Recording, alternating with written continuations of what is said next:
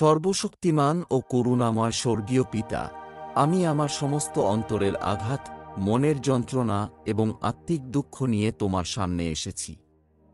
তুমি জানো আমার প্রতিটি অশ্রু, প্রতিটি ভয়, প্রতিটি অন্ধকার যা আমি ভাষায় প্রকাশ করতে পারি না। আজ আমি সবকিছু ক্রুশের পায়ের কাছে সমর্পণ করছি, যেখানে যীশু খ্রিস্টের অমূল্য রক্ত আমার পাপের ক্ষমার জন্য প্রবাহিত হয়েছিল।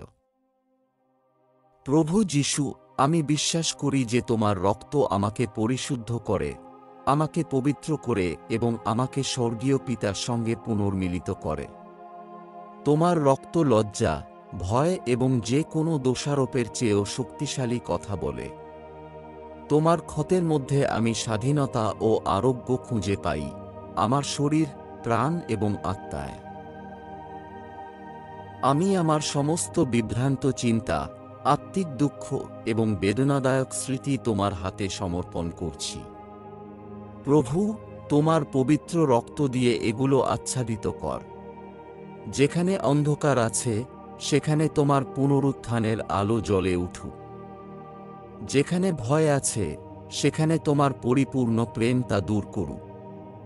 যেখানে ভাঙন আছে, সেখানে তোমার আরোগ্যের অনুগ্রহ প্রবাহিত হোক। পবিত্র আত্মা, অনুগ্রহ করে আমার অন্তরকে আবার পূর্ণ করো। আমার চিন্তাকে নবায়ন করো, আমার অনুভূতিকে সুস্থ করো এবং আমার হৃদয়ে পরিত্রাণের আনন্দ ফিরিয়ে দাও।